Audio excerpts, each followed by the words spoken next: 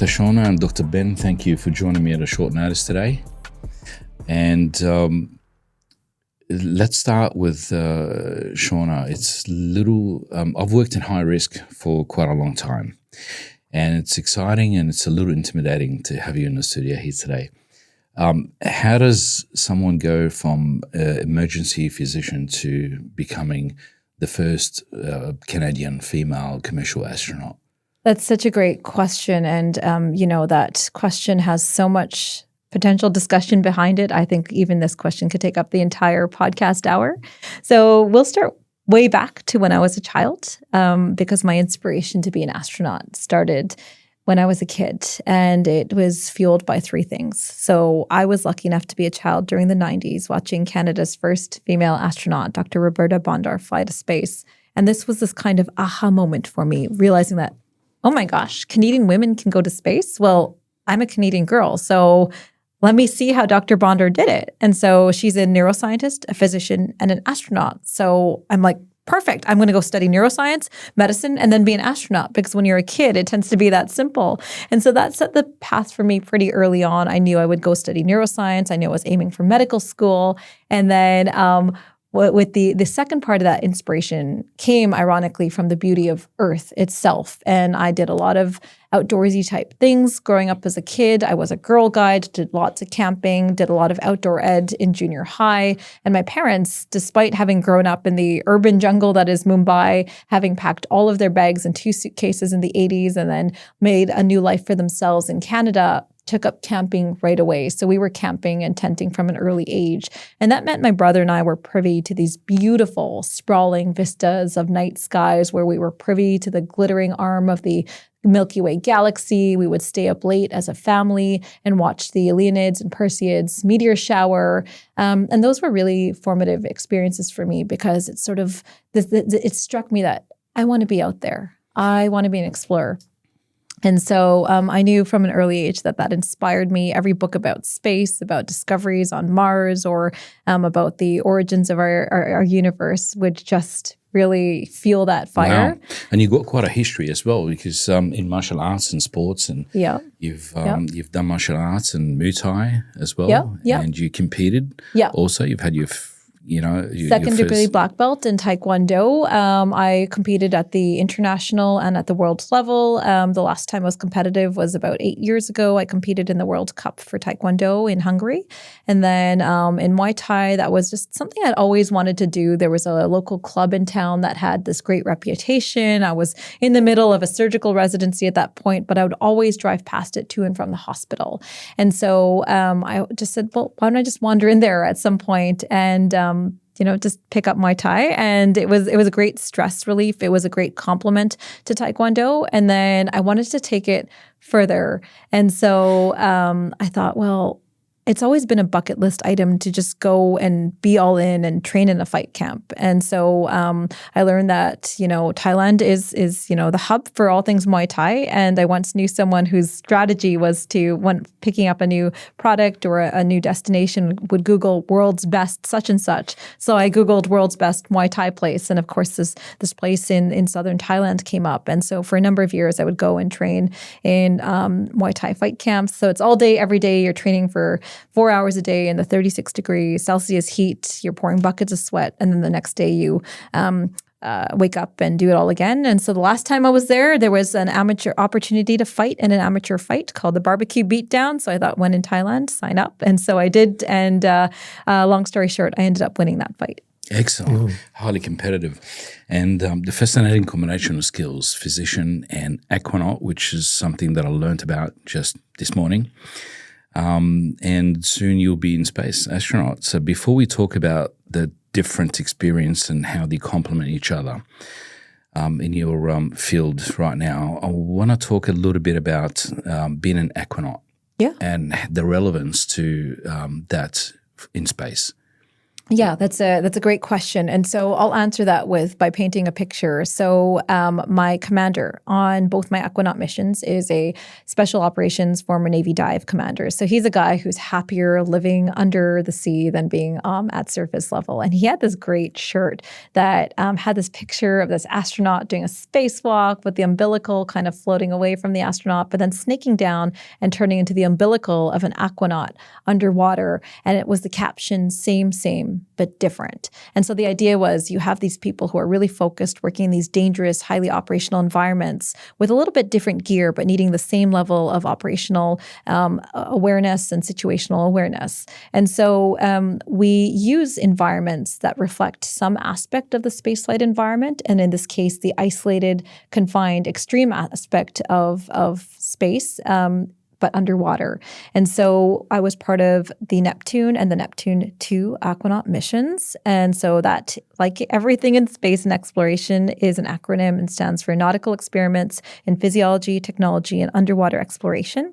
So to back up a little bit, what it means to be an Aquanaut is to be in saturation for 24 hours or more. So that means when you're at depth, when you are underwater and you're breathing air at increased pressure that is relative to what you would experience on the surface, the bubbles in your bloodstream, they dissolve into your tissues. So then you're saturated. So then you can live and work for unlimited time underwater. So we did 2 missions, 5 days the first time, 6 days the second time, and performed a number of technology demonstrations and physiology experiments that might inform how we do work and live in space. That's insane. It sounds crazy. Like confined space and underwater.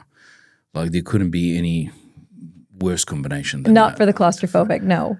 No. So how did you find coming out of that? What was the difference in conditioning and adaptation, basically? So Yeah. I'm interested in the physiological side of things. Like, how did you feel Absolutely. coming out of that?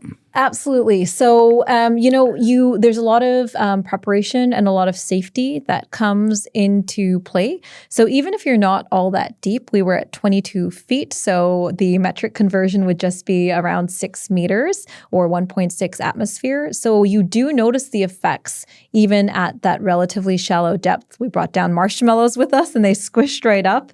And that also affects your physiology, everything from how you use the restroom to how you sleep. And a number of my crewmates had sleep tracking watches. And not only did we all subjectively sleep better underwater, but their sleep tracking watches showed they spent more time in REM sleep. Wow. Yeah. So part of it is you have no lights or no sound to interrupt you when you're sleeping. So it's pretty comfy and cozy down there. So collecting data is extremely important when it comes to every aspect of the training that you currently.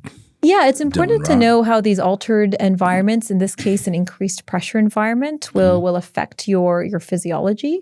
And in coming back to your question about the safety aspect of it, just like if you're a scuba diver, you need to be aware of the transition from this high pressure environment when you're at an increased depth to coming back to the lower pressure environment of the surface. And if you do that too quickly, all these bubbles that are dissolved in your tissues are going to come out quickly and lodge in places that you really don't want them to, at minimum in your joints, causing joint pain, or in worst case scenarios in your brain, your lungs, your heart, causing seizures, coma, or even death.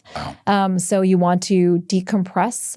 So for us, that required a prolonged safety stop. And then also planning a few steps ahead when we all flew off from the mission. You do not want to fly off too quickly because when you're in an airplane, you're at a relatively lower pressure than surface. And so that can also compound the problem. Yeah, that's right. So, Dr. Ben, your background from engineering to physics to data science, how did you get to wear so many hats in that space? I personally think it's not many hats. It's actually only one hat if you consider first principles. And I think every engineer has science background. Every scientist needs to solve something when they have to do a setup, for example. And also every researcher needs to know a little bit of data and how to wrangle data. And obviously nowadays with big data and computing, supercomputing, AI is something you cannot circumvent. So I actually think there's not many hats, it's only one hat. And enables you, once you understand that, to translate between all the different aspects in any science or engineering degree. Excellent. So can we talk about your project that you're embarking on in Australia here? Because you've got a lot of ambition in building the largest spaceport in the world in Australia. Is that right? That is correct. We had a episode about that a while ago. Yeah. I cannot disclose any information at this stage publicly, but we are making very great progress. We're in contact with the government and with investors. And yes, so the ambition seems to get into execution very soon. If he told us, he'd have to kill us. Yeah, that's Maybe. right. He gave us the shifty eyes for anyone who's listening to this. So we'll respect that for our own sanity and safety. Okay, so you can't release anything, No, any at this stage I information, cannot. except that No. it is happening and it's progressing. Yes. And how soon do you think we'll be hearing things in the news about it? I cannot answer that because I don't know. But in terms of timeline, obviously most of the timeline will be dictated by bureaucracy. You can imagine even to get environmental studies done and so on, that takes time. But then also to get it approved by the government takes even more time. But we believe in 5 to 6 years we can start the construction. Within 5 to 6 years, that's soon. That's excellent. Okay, so Shauna, you're flying with Virgin Galactic. It's part of the new commercial space travel. Yes. If you can please explain a little bit about how different this is compared to the government space missions and space travel. Yeah, what a great question. So I think the two differences I want to highlight come to the mission profile and then what it means to be an astronaut within the commercial spaceflight realm. And so let's start with the second part. So historically, the only way to get to space was to be a space agency astronaut through a NASA selection, through a Canadian Space Agency selection, et cetera. And so that involves being one of the most, if not the most, heavily medically screened job description on the planet. And so I often like to say that the path towards becoming a space agency astronaut is littered with the hopes and dreams of medically disqualified candidates. Because if you had, through bad luck, if you were born colorblind, if you have diabetes, if you have a thyroid condition, all of those are disqualifying conditions. And that may not be your fault. And so with the rise of commercial spaceflight, there's a number of ways that people can get to space. We see folks going as paying tourists. We see folks going as test employees for these new companies. And then we see through our institute, we believe in using commercial spaceflight as a pathway towards increasing access to research. We see space as the next great research laboratory. And we've already completed one research spaceflight, and I've been assigned to our next mission, which is called ISO2, reflecting our institute's name, which is the International Institute for Astronautical Sciences. So that's kind of the difference between commercial and space agency astronauts. And then our mission profile is a little bit different than what most people think of when they go to space. So most people think of going to the International Space Station or in certain cases going to the moon. But there's also a new flight profile, or I should say rehashing one of the earliest flight profiles, because the earliest days of human spaceflight were also suborbital space flights. And so think of the world's highest roller coaster. You were going on a very up and down trajectory. And so that means it's a very short duration mission. You have to be focused. You have to be ready to perform and to do the science that you've been training to do in this focused period of microgravity. And so we are in the middle of down selecting our science. We've done a number of training flights as a team. I have another one coming up next month.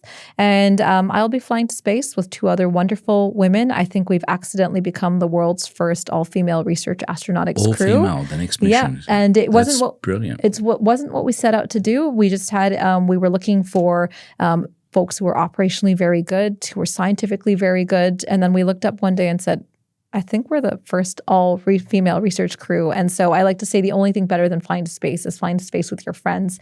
And I'll be flying together to space with my 2 very good friends, Kelly Girardi from the US and Dr. Nora Patton, an aerospace engineer who will be Ireland's first astronaut. Wow, that's incredible.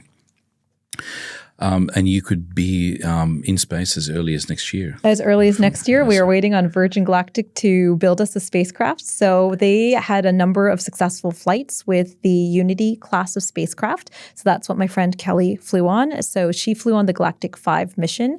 And after the Galactic 7 mission, Unity was retired so that Virgin could focus on the manufacturing and now assembly of the Delta class. So it's a bit of a bigger version of Unity. It will hold a few more people. The Delta class? The Delta class, yeah. And so now Delta is on track to, as far as Virgin's last public update at the beginning of this summer, I should clarify, at the beginning of the Northern Hemisphere's summer, as I'm learning being down here in Perth, they're on track to start internal testing in about a year's time. And then that will lead into uncrewed external testing, as in taking payloads and science. And then finally, they'll go to starting to fly researchers as well as resuming tourist flights. It's incredible.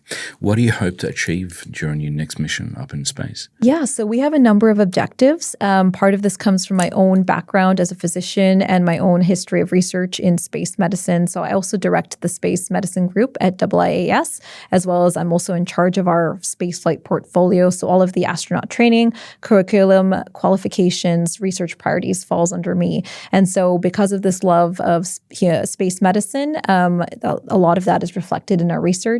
So we did a number of biomedical payloads on our first research spaceflight, including a biomonitoring payload, as well as a continuous glucose monitoring payload. So I was the lead. I have no idea what that means. I will explain that. Yeah, happily. I'll come back to that in a second. But I was the lead scientist on that and the medical lead for that mission.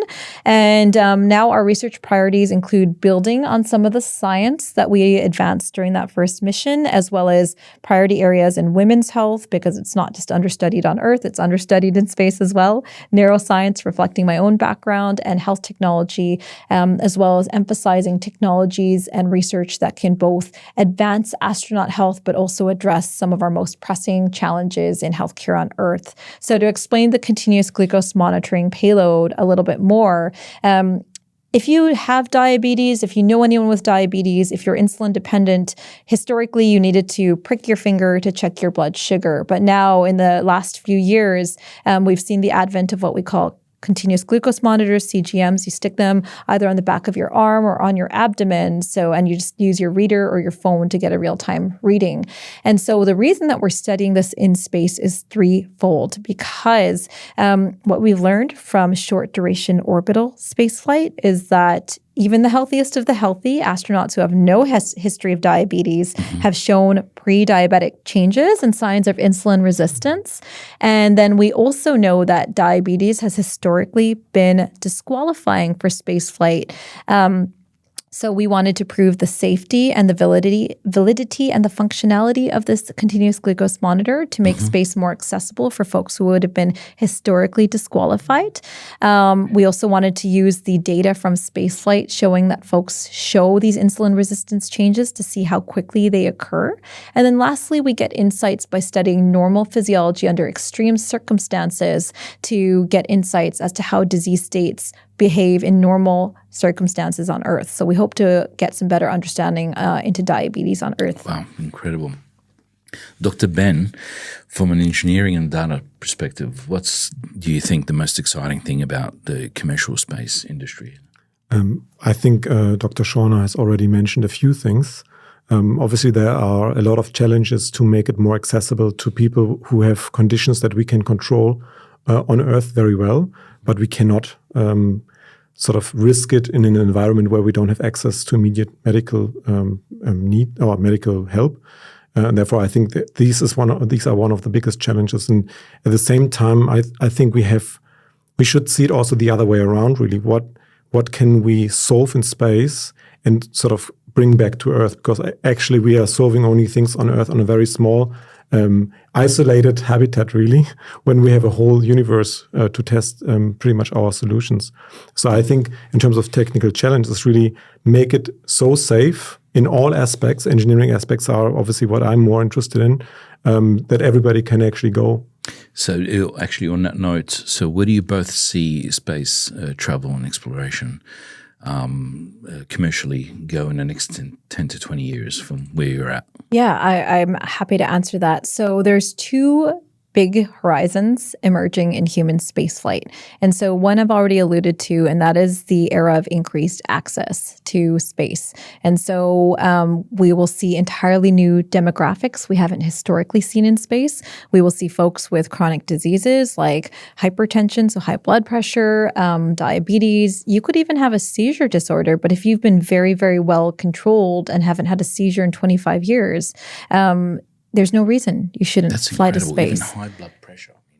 And so we're seeing this new era of access. Yeah. And so historically, when you've given humans access to new platforms, they've just surprised us with their creativity. That's true of the internet era. That's true of the broadcasting and social media era. And I hope that's true of space, because historically, space has been the domain of pilots, engineers, scientists. But I want to see what happens when we get to send the artists, the athletes, and the entrepreneurs. So I'm really excited about this increased era of access and what that means for the low Earth economy. And then the second part of the question belongs to both commercial space and to governments, because both are eyeing what we call exploration class destinations, so the moon, Mars, and beyond. And that's the next horizon in human spaceflight, because it really needs to change. It will change how we do medical operations. So when we talk about Mars and beyond, we need to move to this concept that we call Earth-independent medical operations because of the distances involved. And that's going to require how we think about training, crew composition, and what technologies that we use to enable the crew's autonomy on Mars. It's a little bit hard to wrap my head around traveling to space with any blood pressure condition or problems, because I mean you get on a plane and you go for a short flight, and if you've got blood pressure problems that could have adverse effects during a flight. So how if you can explain to me a little bit what would be the difference? And I think it would be, for me to think about going to space, that would be a lot more harsher than just taking a flight to the other side of the world, right?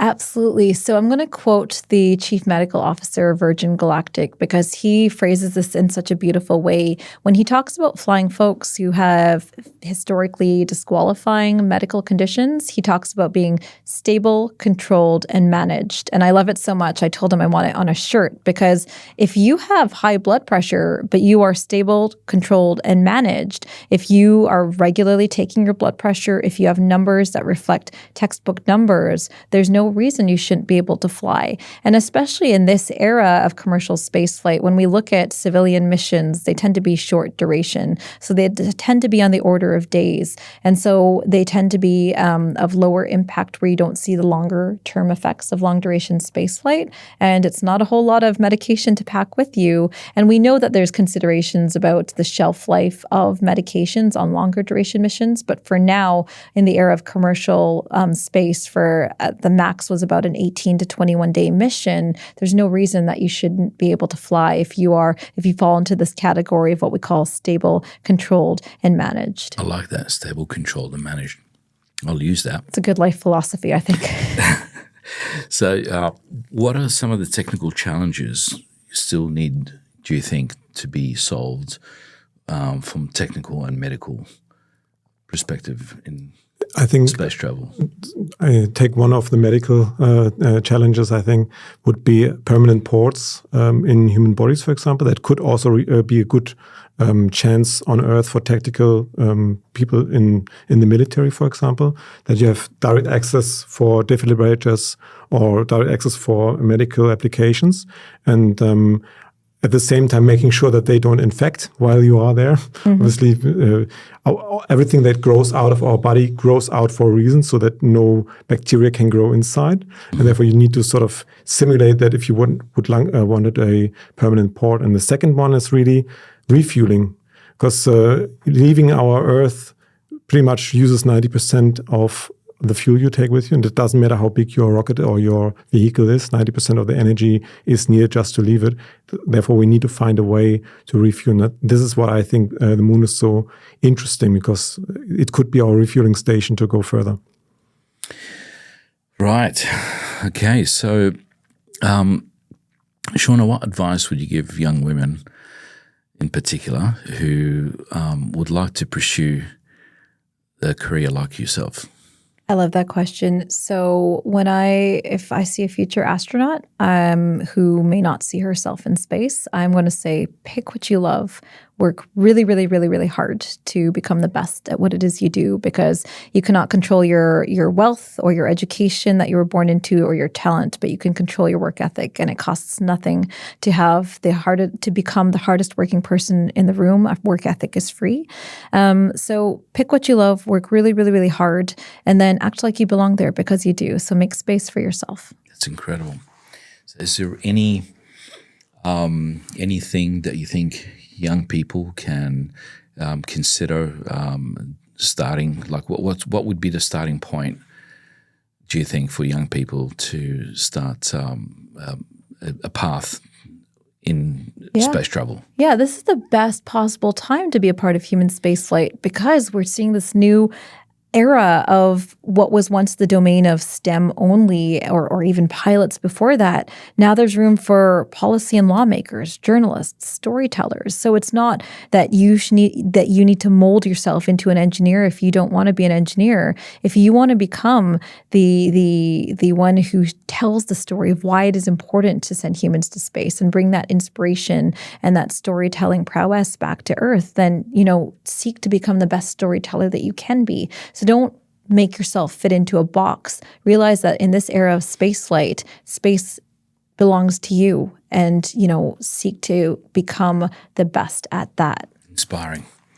Okay, so now it's time, because we don't have you for very long today, and we're grateful that you make the time to come and have a chat. Quick, fun facts for both of you. What's your favorite space movie or book? I have two. So I love Independence Day. That was a classic. I wanted to be Will Smith when I grew up. I wanted to fly a starship and fight aliens and save the Earth. And then on a more serious note, loved Hidden Figures. It was just such a testament to the women who built the Apollo program and the injustices that they faced, but working hard and persevering despite that. And then for books, The Hitchhiker's Guide to the Galaxy is a classic. Yeah, I can't get away without mentioning that. And then The Martian just really was a testament to the resilience it takes when you're facing adversity on a different planet. So those are my recommendations. Nice. Ben? Yeah, I do have to agree on The Martian, definitely. I think this is the book and also the movie to see how you can solve things and how you can use your brain and work really hard and survive. This is one of the biggest things you need to sort of be able to. I think in terms of movies, and again, I can only agree to the movies you mentioned, but I would like to add Star Trek as a whole, because Star Trek shows very, very much where humanity can go if we solve three problems. One is in unlimited energy. Second one is immediate transportation, and the third one is changing matter to something else. If we solve these three things, I think humanity would just become a better species, because we will not have the challenges of competition anymore.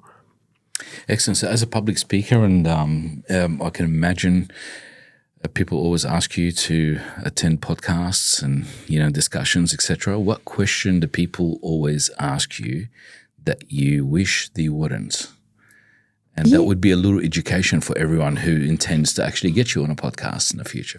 That's a great question. I think nothing's off limits. I don't think I've ever been asked anything that I wish folks wouldn't. But, I think anytime that there's a question that may not truly reflect what I do, I'm happy to provide education. So, it's part of being a public figure, anything's game. And then, I just roll with things as they show up. Amazing attitude.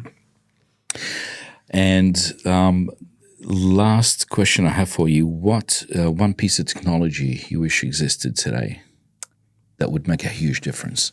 The ability to clone myself or bend time, because my biggest strength as well as failure is totally underestimating the number of things I think I can do in 24 hours. So it makes me really productive, but it also definitely in any given 24-hour period, I underestimate the time I have versus the number of things I have to do. Wow, cloning yourself. Okay, that would be Me to think about that. It's quite frightening to have two of me. But, Competition is on. So Ben, what would you wish for one piece of technology to be I have available? I have to say fusion energy because as I mentioned with the Star Trek universe, I think that's our biggest challenge right now, and this is most conflicts on our planet are actually caused by that resource that makes energy. So if we can unlock fusion as an energy source and get the matter for it from somewhere where we have unlimited access to it, I think we would actually become a better place. Thank you. Sadly, I'm going to have to wrap this up because of the time frame that we're working with. And it's been absolutely amazing to have both of you in the studio today. And thank you very much. Thanks for having me. This was a lot of fun. And we'll definitely have to do it again next Part time 2? you're in Perth, right? That's right. Okay, great. Thanks. Thanks.